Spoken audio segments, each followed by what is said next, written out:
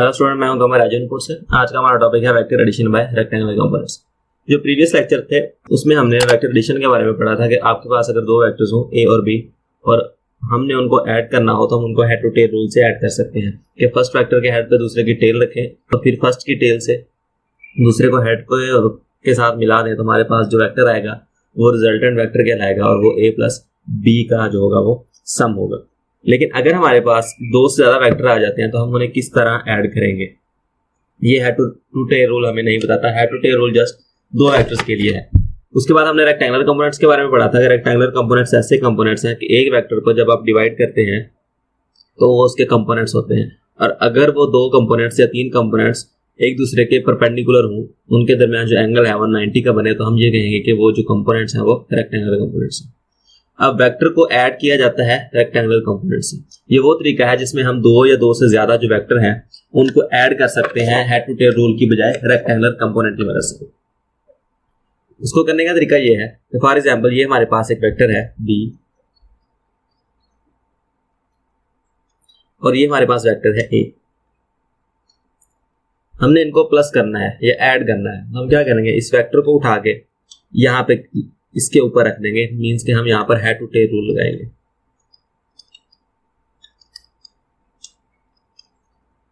इसके हेड पे इसकी टेल रखेंगे तो ये वेक्टर यहां तक आ जाएगा। अब हमने क्या करना है, फर्स्ट के हेड की टेल को दूसरे के हेड से मिला देंगे तो ये हमारे पास रिजल्टेंट वेक्टर आएगा जो कि इक्वल होगा ए प्लस बी के। तो हम लिख सकते हैं कि आर जो हमारे पास वेक्टर आ रहा है रिजल्टेंट वेक्टर वो इक्वल है ए वेक्टर प्लस बी वेक्टर के, या वो सम है ए और बी का। अब अगर हम चाहते हैं कि हम दो या दो से ज्यादा वेक्टर्स को ऐड करें तो हमारे पास हेड टू टेल रूल दो से ज्यादा वेक्टर्स के लिए नहीं है, वो जस्ट दो वेक्टर्स के लिए है। अगर हमने ज्यादा वेक्टर्स को ऐड करना है तो हम उसके लिए हम रेक्टेंगुलर कंपोनेंट्स का जो है वो मेथड यूज करेंगे। सबसे पहले हम इनके रेक्टेंगुलर कंपोनेंट्स बनाएं। ए का जो एक्स पे प्रोजेक्शन होगा ये वाला, इसको हम कहेंगे कि ये ए वाई है। इसी तरह यहां से लेके यहां तक जो हमारे पास वैल्यू होगी ये हम कहेंगे कि ये ए एक्स है। मीन्स के ये दोनों कंपोनेंट्स हैं ए के, ये ए वाई है और ये ए एक्स है। इसी तरह अगर बी के बनाए, एक कंपोनेंट इसका ये होगा यहां तक और एक होगा ये वाला। अब ये x की डायरेक्शन में है तो हम ये कहेंगे कि ये बी एक्स है, ये y की डायरेक्शन में है तो हम ये कहेंगे कि ये बी वाई। अब यहां से लेकर यहां तक डिस्टेंस या मैग्नीट्यूड और यहां से लेकर यहां तक जो मैग्नीट्यूड है वो सेम होगी, तो हम ये कह देंगे अगर हम इसको फर्दर यहां तक ड्रा कर लें तो ये ए वाई के इक्वल होगा। यहां से लेकर यहां तक और यहां से लेकर यहां तक जो मैग्नीट्यूड है वो सेम है, और अगर ये ए वाई है तो ये भी ए वाई होगा। इसी तरह यहां से यहां तक बी एक्स है तो यहां से यहां तक भी क्या होगा, बी एक्स ही होगा। मीन्स के ये वाली मैग्नीट्यूड और ये वाली मैग्नीट्यूड क्या है, सेम आ रही है, तो ये भी बी एक्स और नीचे वाला भी बी एक्स आ जाएगा। अब हमारे पास एक वेक्टर आ गया है आर। हम आर के कंपोनेंट्स बनाना चाहें तो आर के कंपोनेंट्स एक यहां से यहां तक बनेगा और एक यहां से यहां तक बनेगा। ये वाली एक्स की डायरेक्शन में है, ये हमारा एक्स एक्सिस है और ये वाला हमारा वाई एक्सिस है। एक्स की डायरेक्शन में प्रोजेक्शन लेंगे तो ये होगा आर वाई और यहां से लेकर यहां तक ये वाला जो वेक्टर होगा जो इसका रेक्टेंगुलर कंपोनेंट भी है वो होगा आर एक्स के।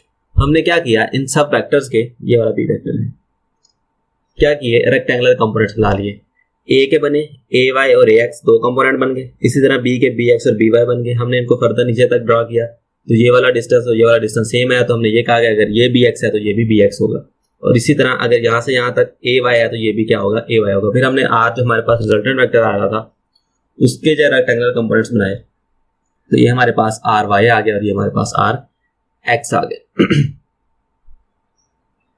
ये हमारे पास ओरिजिन है जहां से सारे वेक्टर्स क्या हो रहे हैं, शुरू हो रहे हैं। तो हम ये कहेंगे कि ये वाला जो है ये O है।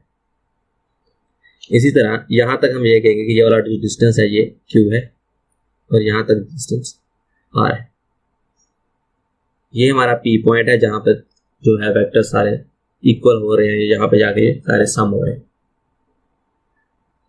अब हम ये कहेंगे कि ओ से लेके आर तक, यहां से लेकर यहां तक ओ आर, ये इक्वल है ओ क्यू और क्यू आर के। O Q plus Q R means कि अगर हम यहां से यहां तक डिस्टेंस लें क्यू ओ से आर तक, तो हम इसको डिवाइड कर सकते हैं कि ये यहां से यहां तक, ये यहां से यहां तक, मीन्स कि अगर ये टोटल 10 हो ओ से लेके आर तक और ओ से क्यू तक 7 हो और ये 3 हो, तो हम इसको लिख सकते हैं कि ये इक्वल है 7 प्लस 3 के। मीन्स कि अगर आप इस सारी वैल्यूज को, इन दो वैल्यूज को प्लस करके लिखेंगे तो ये इसी के इक्वल आ जाएगी। मीन्स कि O R is equal to O Q plus Q R. अब ओ से लेके आर तक हमारे पास जो है वो आर एक्स है, तो हम यहाँ लिखेंगे ये आर एक्स है हमारे पास। ओ से लेके क्यू तक, ओ से लेके क्यू तक हमारे पास जो मैग्नीट्यूड है वो ए एक्स है, हम यहाँ पे ए एक्स लिख देते हैं। और क्यू से लेकर आर तक हमारे पास बी एक्स है, तो हम इसको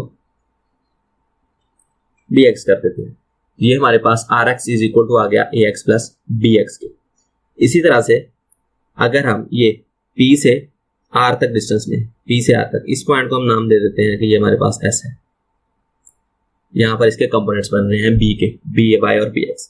हम ये कहते हैं कि P से लेके R तक जो डिस्टेंस है इसको हम डिवाइड करते हैं PS और SR तक, कि PR is equal to RS plus SP। कि ये वाला डिस्टेंस और ये वाला डिस्टेंस आप इनको प्लस करें तो हमारे पास ये पूरा वेक्टर बन जाएगा। तो P से R तक हमारे पास RY है, तो हम ये लिखेंगे कि ये RY की इक्वल है। RS हमारे पास R से लेके S तक AY है, AY प्लस S से लेके P तक BY है, तो हम इसको लिखेंगे कि ये BY है। ये हमारे पास फर्स्ट इक्वेशन आ गई, ये हमारे पास सेकेंड इक्वेशन आ गई। अब क्या है हमारे पास कि ये हमारे पास RX आ गया, रिजल्टेंट आ गया x का, ax और bx। इसी तरह से ये आ गया ry जो कि हमारे पास आ गया ay प्लस by के। ये हमारे पास x के कंपोनेंट है और ये हमारे पास क्या है, y के कंपोनेंट है r के, रिजल्टेंट के। अब अगर हम ये r जो है हमारे पास रिजल्टेंट है, अगर हम इसके जो कंपोनेंट्स लिखें तो एक वेक्टर है वो इक्वल होता है अपने कंपोनेंट्स के। हम ये लिख कह सकते हैं कि r जो वेक्टर है ये इक्वल है rx i के और ry j के। i यहाँ पर यूनिट वेक्टर है और j भी यहाँ पर यूनिट वेक्टर है जो कि x और y की डायरेक्शन में। x का यूनिट वेक्टर i होता है और y का यूनिट वेक्टर j होता है। यहाँ पर ये बता रहे हैं कि जो ry है ये y की डायरेक्शन में है और जो rx है ये x की डायरेक्शन में है। इसी तरह अगर हमारे पास थर्ड होता हम उसको लिखते rz के, हमारे पास z एक्सिस k में होता है। लेकिन हम यहाँ पर 2 डायमेंशन की बात करें तो हम इसको नहीं कंसिडर करेंगे, हम जस्ट दो लेंगे rx और ry। ये हमारे पास रिजल्टेंट वेक्टर के रेक्टेंगुलर कंपोनेंट्स हैं। अब rx की वैल्यू भी हम निकाल चुके हैं और ry की भी, तो rx और ry की वैल्यूज पुट करेंगे। rx हमारे पास है ax प्लस bx और साथ में यूनिट वेक्टर। इसी तरह ry की भी हमने वैल्यूज ली हुई हैं ay plus by into j component. ये हमारे पास आ गया r रिजल्टेंट वेक्टर के। जब हमने a और b को प्लस किया, हमने हेड टू टेल रूल की बजाय उनके कंपोनेंट्स बनाए और इन कंपोनेंट्स की मदद से भी हम उनका जो रिजल्टेंट है उनको फाइंड कर सकते हैं। अब अगर हमने मैग्नीट्यूड लेनी हो तो रेक्टेंगुलर कंपोनेंट्स में हमने जो प्रीवियस लेक्चर डिस्कस किया था उसमें हमने ये कहा था कि अगर आपने किसी भी रिजल्टेंट वेक्टर की मैग्नीट्यूड लेनी हो तो आप क्या करते हैं, उसके जो कंपोनेंट्स हैं x कंपोनेंट और y कंपोनेंट को का स्केयर लेकर उनको प्लस करके उनका स्केयर रूल ले लेते हैं। तो हम यहाँ पे ये लिखेंगे rx i का स्केयर और ry j का स्केयर और साथ में इनका अंडर रूट आएगा। यूनिट वेक्टर का स्केयर लेंगे, यूनिट वेक्टर की मैग्नीट्यूड 1 होती है तो ये 1 के इक्वल आएंगे, तो यहाँ पर हमारे पास आएगा rx का स्केयर प्लस ry का स्केयर। इन दोनों की हम वैल्यूज पुट करते हैं rx और ry की। rx की वैल्यू हमारे पास ax प्लस bx और ry की वैल्यू हमारे पास ay प्लस by। तो इस फार्मूला से हम जो r हमारे पास रिजल्टेंट वेक्टर आ रहा है a और b को प्लस करने से उसकी मैग्नीट्यूड निकाल सकते हैं।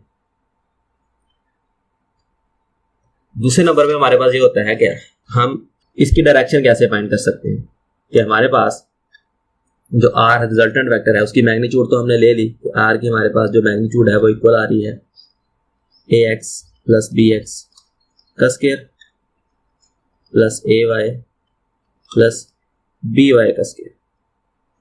अगर आपके पास कंपोनेंट्स जो हैं वो दो से ज्यादा बन रहे हैं, मींस कि हम यहाँ पर बात कर रहे हैं टू डायमेंशनल की या कोप्लेनर की, कि जो दोनों फोर्सेस हैं या दोनों वेक्टर हैं वो एक ही प्लेन में आ रहे हैं जो कि टू डायमेंशनल है। अगर हमारे पास थ्री डायमेंशनल हो तो इसके जो रेक्टेंगुलर कंपोनेंट्स है वो भी तीन बनेंगे। कि हमारे पास जो आर एक्स होगा वो इक्वल होगा ए एक्स बी एक्स और सी एक्स के, जो तीसरा कंपोनेंट भी हमारे पास आ जाएगा जो कि थर्ड डायमेंशन में होगा। इसी तरह आर वाई के जो बनेंगे वो भी बनेंगे ए वाई बी वाई प्लस सी वाई। हमारे पास ये केस हो और हमने आर की मैग्नीट्यूड लेनी हो तो हम यही वैल्यूज को कुछ इस तरह से लिखेंगे, A X plus B X plus C X, और इसके साथ हम कंटिन्यू की भी क्या करेंगे, साइन लगा देंगे। अगर इससे ज्यादा कंपोनेंट्स बनते हैं तो हम उनको भी प्लस करके उनका स्क्वायर लेंगे। इसी तरह जो y की डायरेक्शन में होंगे A Y B Y C Y, हम इन सब का भी क्या लेंगे, स्क्वायर लेंगे, इनका स्क्वायर रूट लेंगे तो हमारे पास जो r है जो रिजल्टेंट वेक्टर है उसकी मैग्नीट्यूड आ जाएगी। ये तो हमारे पास आ गई मैग्नीट्यूड। अब दूसरे नंबर पे हमने ये फाइंड करना होता है कि जो r रिजल्टेंट वेक्टर आ रहा है, जो a और b के रेक्टेंगुलर कंपोनेंट को ऐड करके हमने निकाला है, उसका एंगल क्या होगा। एंगल थीटा हम फाइंड करते थे tan inverse R Y over R X से। ये वाला फार्मूला हमने ड्राइव किया था रेक्टेंगुलर कंपोनेंट्स के लेक्चर में, तो इसी में हम वैल्यूज पुट करेंगे। तो हमारे पास आर वाई की वैल्यू है tan inverse A Y plus B Y over R X की वैल्यू है हमारे पास A X plus B X. Mean के एक्स कंपोनेंट के जो हैं रेक्टेंगुलर कंपोनेंट्स उनकी वैल्यूज पुट करें और जो एक्स के हैं उसकी वैल्यूज पुट करें, उनका tan इनवर्स लें तो आपके पास एंगल थीटा आ जाएगा। ये वो एंगल होगा जो रिजल्टेंट वेक्टर बनाएगा एक्स एक्सिस के साथ। तो हम हेड टू टेल रूल की बजाय कि दो वेक्टर्स हैं या दो से ज्यादा वेक्टर्स हैं, आप उनको उनके रेक्टेंगुलर कंपोनेंट्स की मदद से भी ऐड या कर सकते हैं और उनका जो एंगल है वो फाइंड किया जा सकता है। अब हम ये देखेंगे कि हमने किन किन स्टेप को फॉलो किया कि अगर हमने दो या दो से ज्यादा वेक्टर्स को ऐड करना है रेक्टेंगुलर कंपोनेंट्स की मदद से तो हमने किन किन स्टेप को फॉलो करना है। सबसे पहले हमने क्या करना है, एक्स और Y component of all the given vector, के आपके पास जितने भी वेक्टर्स हैं उनके एक्स और वाई कंपोनेंट्स को निकाल लेना है। फॉर एग्जाम्पल यहाँ पर हमारे पास था ए और बी, तो हमने पहले ए के कंपोनेंट्स निकाले ए एक्स बी एक्स, और बी के जो कंपोनेंट्स थे बी एक्स और बी वाई, उनको अलग-अलग क्या कर लिया, पहले उनको फाइंड कर लिया। फिर हमने क्या किया, find the X component of R X, के आर एक्स के जितने भी कंपोनेंट हैं जो कि हमारे पास थे ए एक्स और बी एक्स, उनको आपने अलग कर लेना है। और जो वाई के कंपोनेंट है ए वाई और बी वाई जो कि हमने निकाले थे, आप उन्हें क्या कर लेना है, उनकी जो वैल्यूज हैं, आर एक्स की वैल्यूज हमारे पास आई थी ए एक्स और बी एक्स, और जो वाई की थी वो ए वाई और बी वाई। ये हम कैसे फाइंड करते हैं कि एक्स की डायरेक्शन में जितने भी रेक्टेंगुलर कंपोनेंट्स होते हैं आप उन सबको प्लस करेंगे तो वो आपके पास आर एक्स की वैल्यू आ जाएगी, और वाई की डायरेक्शन में जितने भी कंपोनेंट्स होंगे उनको ऐड करेंगे तो आपके पास आर वाई की वैल्यूज आ जाएंगी। फिर होता है कि मैग्नीट्यूड ऑफ आर, तो मैग्नीट्यूड ऑफ आर कैसे फाइंड करनी है कि आर एक्स के जितने भी कंपोनेंट हैं उनका स्क्वायर लें, आर वाई के जितने भी कंपोनेंट्स हैं उनका स्क्वायर लें और उनका स्क्वायर रूट लें तो आपके पास क्या आ जाएगी, आर की वैल्यू आ जाएगी, आर की मैग्नीट्यूड आ जाएगी। फिर होता है कि डायरेक्शन ऑफ आर, वो हम फाइंड करते हैं थीटा से, theta is equal to tan inverse R Y over R X, के वाई की डायरेक्शन में जितने भी कंपोनेंट्स हैं ओवर एक्स की डायरेक्शन में जितने भी कंपोनेंट्स हैं उनको डिवाइड करें और उनका tan इनवर्स लें तो आपके पास जो रिजल्टेंट वेक्टर है उसकी डायरेक्शन आ जाएगी। सो ये था आज का हमारा टॉपिक। इस टॉपिक के रिलेटेड कोई क्वेश्चन होगा तो आप कमेंट सेक्शन में कमेंट करेंगे या विजिट करेंगे edgeinput.com को।